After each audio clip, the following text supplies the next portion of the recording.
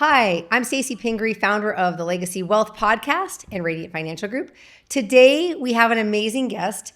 I'm so excited to have her because this is what happens when you stop chasing someone else's definition of success and you create a life and a business that genuinely reflects who you are. Welcome, Theresa Smith. Thank you. So happy to be here. I'm so excited to have you. You're like my most fun guest, I think, ever. Oh, well, that's exciting. It's very exciting. I try and be fun. I know. I love that. That's what I love about you. We recently got connected. We've actually got a lot of mutual friends in the business and recently got connected. And I'm so happy to have you here today with us to share about your experience in this business. And I'd love if you just kind of kick us off with how you got started, what brought you, your journey into this business? Because I know it's been a decade. Yeah. There's a lot. So I was in property management for 10 years prior to getting my real estate license. So in 2017, I started working at Shea Homes. And from there, I got my real estate license working for Shea Homes. I was there for a few years doing new home sales. And then in 2020, I moved my license over to my home group and started just working the resale side and figuring out real estate. And the reason I got into real estate is because I felt like it was the next thing after being in property management for as long as I was. I loved helping people. I love helping people find their homes and the apartments and things like that. So I felt like I wanted to make it a career, and like what next step would that be? So real estate was that for me. Yeah, so. Absolutely. And property management is not easy. No. I would say it's the tougher part of the real estate business. You know? It is. It really is. Yeah. Wonderful. So, I mean, so you're at EXP now. Yes, I'm at EXP now. I was with my home group for a few years, and then I moved my license over to EXP just the beginning of this year. Okay. Yeah. And so kind of tell us what what niche, I love that you love to serve, and I love your message. So tell us a little bit about you. Okay, so my tagline is serving with love, and I just always just have had like a heart to serve others. I grew up in the church, and serving has always been a huge part of my life. I've always been volunteering at church, and just now my daughter is really involved at church, and she serves as well. But I have a heart for serving others. I love people. I have a heart for women. I just really want to see women succeed and feel loved and feel worthy and feel valuable. And so, another thing, I can talk about this a little bit too. Another thing that I do that I love is I started meeting with just some ladies that also do real estate. Mm-hmm. We meet every other Tuesday at Spencer's Place, which is a amazing coffee shop in Surprise that is all about they basically serve with a purpose, and I just love their mission. And so we meet, we talk about real estate, we talk about life, we talk about being moms, being wives, and we're all from different brokerages, we're all from different teams, but we meet because collaboration is so much better than competition, and we just help each other or support each other regardless of what brokerage or what team we're on. So I love this so much. That's actually how you and I really got connected at first was that I had started a mastermind, and I came to you asking, Lisa Fowler had mentioned to us, you got to get with Theresa because she basically put this together and is just passionate about having these women come together. I think that is so, it's so visionary, right? Because it's something where you're actually, it's a true leadership quality to bring people together like that, even though to collaborate and be together and just enjoy each other's, professionally, personally, getting to know people, and it's very community centric, But so I love everything about it. So I commend you in that, because I think it's so easy to get. We talk about it almost every podcast. At some point, it comes up that it's a lonely business, right? Like it can be. Real estate can be very lonely, and I was on a team for a few years, and then when I wasn't on a team anymore, I just realized like I still want that. Like I still want the community. I still want to be around women. I still want to be around other people, and if you're not creating it, then it's not going to be there. So I'm just like, I have to create it. So I just messaged a few agents that I knew that were in the West Valley that lived like in Surprise. I'm like, hey, you guys want to meet for coffee? I know we're not on the same team or we're not even in the same brokerage, but we can just get together and hang out and talk about life. And they were all for it, and then it just grew from there. So now there's about 14 of us, and we don't all go at the same time, but in and out, we're meeting on a consistent basis. Yeah, not everybody can make it every time. Yeah. But I mean, and to have a place that they know they can share, or maybe share, probably problem solve, Yes. Probably doing some problem solving. We do a lot of problem solving, and we talk about so much more than real estate, obviously, like life stuff with our stuff with our kids, stuff with our husbands, all kinds of things. Yeah, well, it's a people business. We're just there for each other. Yeah, it's a people business, right? We say it all the time. So, like, I mean, that just shows right there. I mean, the people in the business, there's only people to talk to in the business. Yes. I love how you see real estate in like I opened up with talking about you being in a business that genuinely reflects who you are. There's so much that goes on, and also I know you have a passion around women being seen, but like there's so much that goes on in our space, particularly I think even for women that feel that they have to be something. And then you have this like or that they are not enough. Of something, maybe even better said. Yes. And so, chime in on that a little bit. I mean, is that one of the things that motivated you, or what's your personal journey with that? It can be something. So if you spend time looking at what everyone else is doing, you're going to get in the mindset of I'm not good enough. I could be doing more. Like someone's always doing better than me. But when you take a step back and put yourself outside of that, you can just see like, okay, I am good enough. I am doing what I know I'm supposed to be doing, and I can only be me. Like, I don't want to be like somebody else, and I don't want someone else to be like me, because all of our stories are so different. And like, I'm so glad that they're doing amazing and they're doing great, but they went through a lot of stuff in their life to get to that point, and I'm glad that I didn't have to go through that for them. So I look at that too, because I'm like, yes, people can probably look at me and think like, oh, she's doing amazing, she's doing all these things, but they also don't know like what I've gone through in my life to get to where I am. And you don't want to be like me. You don't want to go what I had to go through or what I've gone through to get here. Not like it's terrible, but everyone has a story and everyone has things they've gone through. So if you just take a step back and look at that and not focus on like what's going on at the moment, because there's so much stuff that happened in that person's life to get them to where they are that you cannot compare, and you can't look at what's going on right now. Yeah, I love it so much. There's like this thing I do with my kids where we like, is it a fact or is it the story I'm telling myself, right? Like, is it the fact or the story? Because the fact is like very plain and simple. It's like 2 sentences, Yeah. I tried out, I didn't get the role. You know what I mean? But the story you tell yourself is like, I didn't get the role because I'm not good enough, because I didn't work hard enough, and I'm really bad at this and I should quit. Like that's the story. But like I mean, we get sucked into that, right? Like it happens all the time. So I love that you're meeting with women, empowering women, encouraging people to be themselves and be genuine. So you have a very big interest and obsession with something. So I have to hear As you can see, I can't wait till the end. I have to do it right now.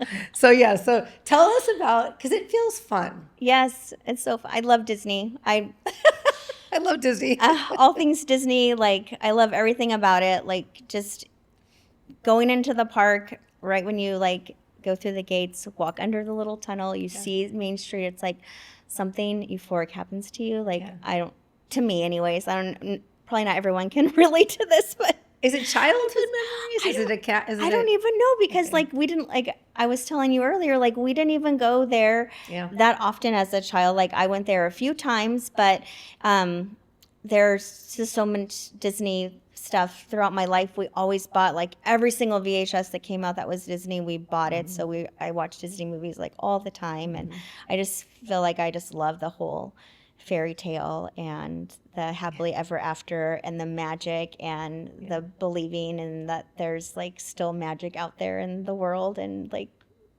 fairy tales happening. I love it. I love it so much. And your favorite princess? Is Ariel. My favorite. Yes. Under the Sea, maybe? Yes. Like that was like the first Disney movie that was big. I was born in 82. I think that came out in 88. And it was like huge for me. Oh my gosh. So I still to this day know I could tell you the whole movie line for line, like if we put it on. It's like my kids. I love it though. It's amazing. I mean, do you love the musical aspect of it? Because we're a big musical family. We Yes. love Broadway musicals and Disney musical. Like, Yes, I didn't see any like musical of it until just recently when we were on our cruise. They just have yeah. like few nights where they did musicals. So they did like an Aladdin musical, they did Frozen, and they did this one called Believe. And so I saw the Aladdin one and the Frozen one, and that was really cool. But I have yet to go see like an actual real like Broadway production of it. And how do you feel but about I love live action? music. How do you like live action? I like live action, like the live action films. like Cinderella, like the live action Cinderella or the live action Beauty and the Beast. I watch them, but they're not my favorite. I like the cartoons. I love that. That's so funny. Yeah. But you brought some I brought ears. my ears. Okay. So like these are my newest ones from gosh. Disney, Disneyland 70th. But they go with my attire today, so I love it. So I brought these, and then I brought a few for you to choose from if you like, Stacy. This one has all the princesses on it, so like every single princess is like on the ears here. Oh my gosh. And then you didn't know what you were wearing today, so I brought blue. I have the just traditional like kind of a black and red type. OG, OG mini, and then of course my favorite, those are your my prized Ariel, possession. yes. Oh, I love it so much. My princess right there. I just think it's so fun to create. What's neat about real estate and our business is creating a niche for yourself, like creating a niche that makes you unique because people want to buy from somebody that they relate to and trust.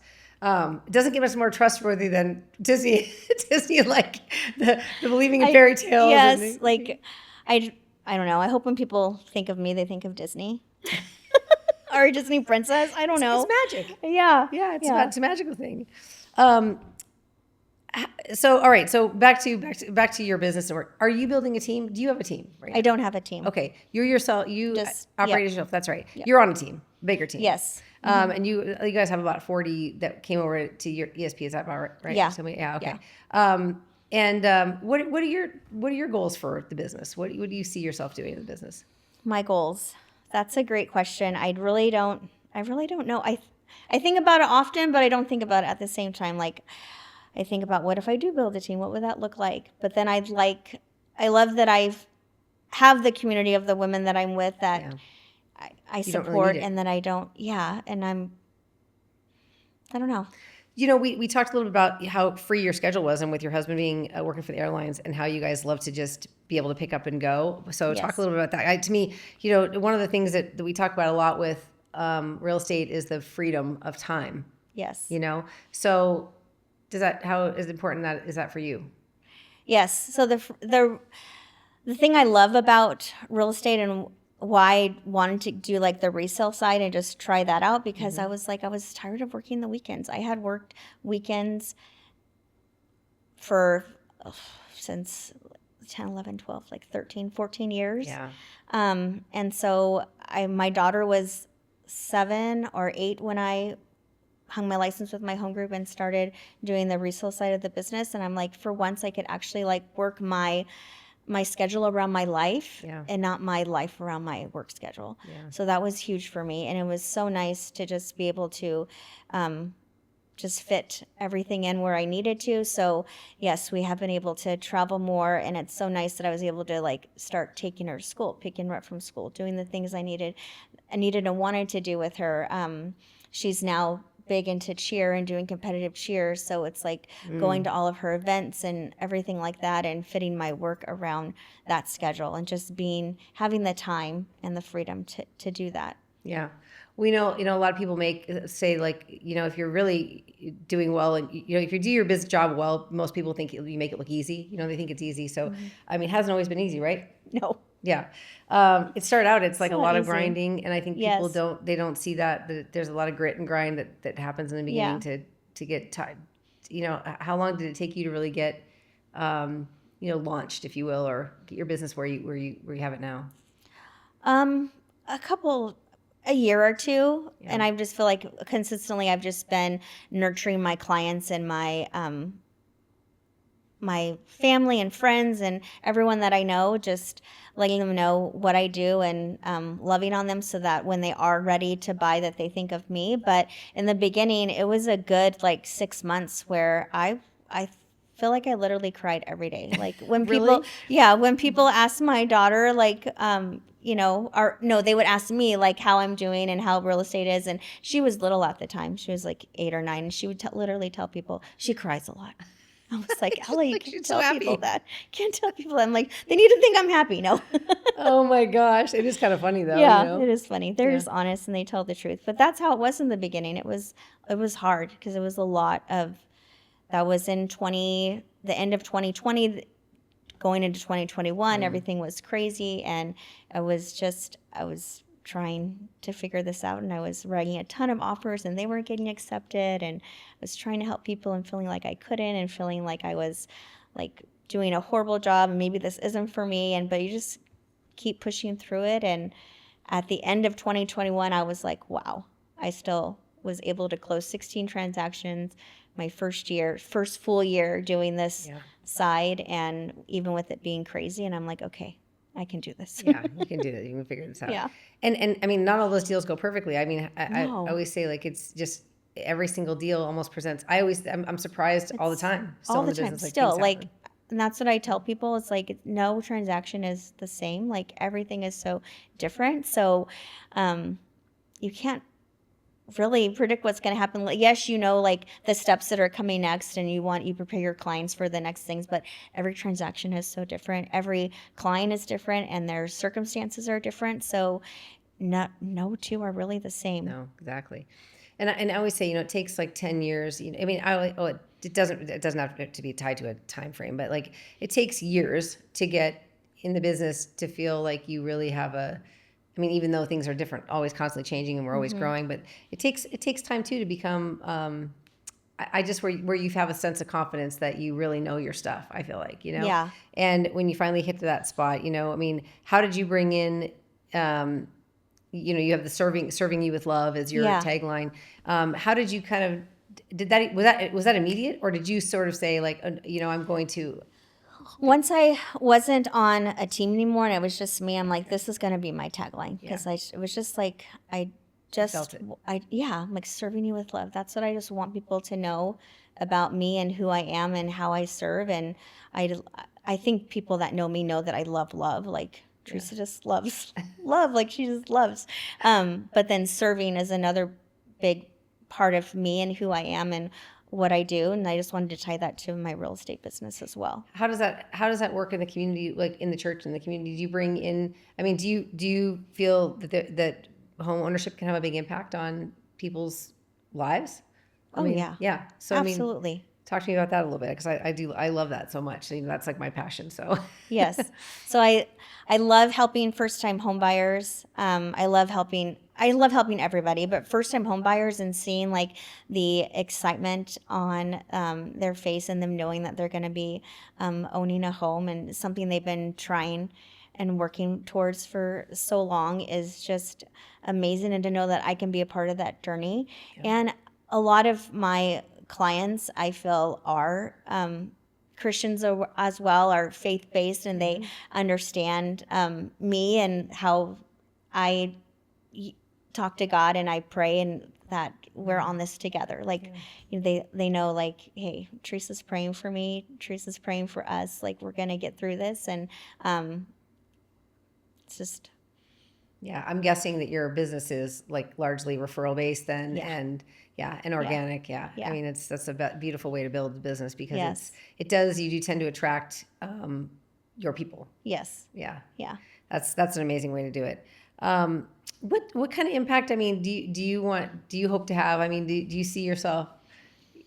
I know. Impact. I know impact. No. I mean, because I think with every person we talk, like, I mean, one of the things about the legacy component of this podcast and in general, general, is I always say like it's not. I wasn't trying to be gone before I have a legacy, right? I want to leave it within people, but it seems like you're just doing it every day. I was thinking about that before when I was getting ready, driving here, I'm like, legacy. Like, I think legacy is different for everybody, like in what it means and like how it feels and what you want it to look like. And I feel like for me, like my legacy is probably not going to be like having a ton of money when I die or leaving like my daughter with a ton of wealth, but My legacy is going to be the memories that I create with her, and like going to just I'm gonna get emotional about it, but going to Disneyland and Disney World and Disney cruises, and not just Disney, but any memory. That's gonna be the legacy, and the legacy of raising her in church and serving and loving people. Like that's means more to me than anything else. And that's what I want people to like know about me. Like way after I'm gone, like Theresa loved people and Theresa loved to serve. Yeah, I love it. Oh my gosh, it's beautiful. It's so beautiful. We're really, obviously, we very much love the community. Yes. Talk a little about the West Valley to me, because I think it's so exciting out here. And there's so many great things coming to the West Valley. Right? Yes, it's just, I lived here my whole life. Like I was born in Phoenix, raised in Glendale. Grew up in Glendale, graduated from Independence High School in 2000. So I've been here my whole life, and I've just seen the West Valley grow. I remember like when the 101 was being built and it ended at Glendale, and just driving down Glendale thinking like, why would they, what is going on? Like there's nothing here. Why would they just end the freeway here? Because literally there was nothing there at the time. And now just to see how far west the city has just continued to grow and grow and grow, and all the things that are coming to Surprise and Goodyear and Buckeye, and it's just amazing. No, it's incredible. Yeah. I was just saying, I was in the East Valley a couple days ago, it did that a while back, and but I'm like, oh, it just looks similar now. I mean, it just got the same feel, and for so long, I think we had like a false start before '08 out here with a lot of growth, and then things kind of got stagnant after that crash, and it just, but what's happening in Buckeye and Verrado and out the 10, it's like, if you haven't driven out there, you're just, you just will be blown away. Yes. Yeah. I feel like even if you don't, like, even if it's like a few months, you don't go to one area and then you drive by, you're like, oh my gosh. Exactly. We're just exploding right now. Yeah. What do you think? I mean, I think that's going to be incredible the Surprise also just got, nominated as the third most affordable city to live in. So, I mean, what does that mean for how do you see that playing out here in the next decade? I just think it's great for so many families that I know that are wanting to buy houses that can, because there is still so much development and there's so much new builds and all these things going on in the West Valley that are going to be affordable. And I feel like it's going to continue to get more affordable with how things are going on. And I don't want to talk about like politics too much, but things are changing there, and I feel like it's going to get better. Yeah. I hope so too. I think so too. We real estate's a cycling business, right? So always we have to ride the cycle. Exactly. What impact do you hope to have, like when you're with your clients? I mean, I'm saying impact again to you. Yeah. But like, really, I do think I love for people to see that the power of owning one home. Do you ever talk to people about creating wealth beyond that one home, or like these? I know a lot of first time home buyers are just getting started out here, and Surprise is affordable, so it makes it great. Yeah. And these western cities. But what do you ever sit down with people on structuring out like additional investment properties? And there are, yes, I do have some clients that I do that with. It just depends on the client and what they're looking for, but I definitely talk to my clients about that. Like you said, first time home buyers are just like excited to get a home, fun. but I do let them know too, like this is not your forever home. Like this is somewhere for your family and you to have, like right now, if it's like what your life is now, but your life's going to change in a couple of years, and things are going to look different, and your family's going to continue to grow. And so, I have clients that I have now like helped buy a bigger house because they outgrew their first one. So that's the thing too. I want them to know, like, hey, I'm here for all your stages of life, So they grow, you grow when they grow, like, I mean, it just is, I think you're helping them you're advising to help them create the right next vision for their life and all that. I love that. Yeah. Well, gosh, I mean, what else? I think we have to do ears. Yes. I think we Which should ones? do ears. You want OG? Mini? Oh, I better do mini ears. Okay. Minnie Mouse. Okay. So we do. This is fun. Do I have? Am I supposed to be? And my hair is up. So does it look weird with my ears? No, your hair looks good. I have big ears and I have real ears. I have to put them behind, and then I have to like fluff this part out. It's so it looks cute. Good, but I think we should have had them on the entire time. Oh, okay. Do you love it? Do you feel more comfortable right now? I love them. When's your next trip to Disneyland? So I have one scheduled for the beginning of September. It's just going to be me and my mom and my sister and my brother. Okay. So it's just like just just us, just that's gonna be siblings fun. and my mom. Oh, that's so, gonna be fun. Yeah. Now, does your whole family like it as much as you do? Yeah. Everyone really, really likes it. I have one sister that's like goes a lot like I do. So me and her go together. But everyone loves Disney. I just feel like. And how often do you go? Ooh, I would love to go every month. I feel like as a couple years ago, I went like 9 times in one year, and then I think it was like 8 times after that the next year. Last year, I don't even remember. Probably not as many, maybe like 7. But with my daughter, pretty good every other month or so. But with my daughter and she can't go as much because they're like can't go anywhere from August to May, like competition season and all that stuff. So, but that's okay. I'll just go without her. Okay, so your whole family's from here, and your husband is it? So my husband, he was a police officer in Buckeye for 20 years. He retired in 2024, so he started in 2004, and now he's on his second career. He's a flight attendant. So he made like a total like and he loves it. change. He loves it. He loves it. It's fun for him, and we get the benefits of flying for free, and so now we can travel more, and so that's fun. Yeah. So we can fly to LA real quick. I love it. Yes, I love it all. Do our day trips. I think that's amazing. Yes. Well, I hope that everybody calls you, and especially because they want to be served with love. Yes. I think that it's just like couldn't be more authentically you, and I'm so happy to have you here sharing about your story today. It was so much fun, and I love this. These years. Yes. Although I mean, I used to have them. You know, we'd go when the kids were little, but I didn't keep them. Oh, I was gotta keep foolish. Them. Well, next time you go. Okay, I'll get some next time. Get some and then just keep them. Take a picture and send them to you. Okay. Just keep them. Great. Theresa, thank you so much for being here and sharing everything. Stacy. Is there anything else you want to leave the audience with about you?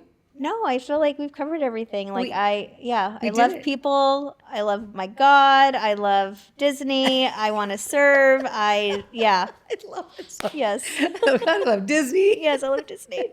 Oh, all right, guys. Thank you so much for being here, Theresa. It was awesome to have you. All right, for those of you who want to be in touch, why would you not want to get in touch with Theresa? Okay, it was what we're talking about right here. She's an expert in the West Valley real estate. She serves with love, and we would love to have you connect with her. The show notes below are going to have all of her contact information, so please reach out. Thank you again for being here today. Thank you, Stacy. It was great. Thank you.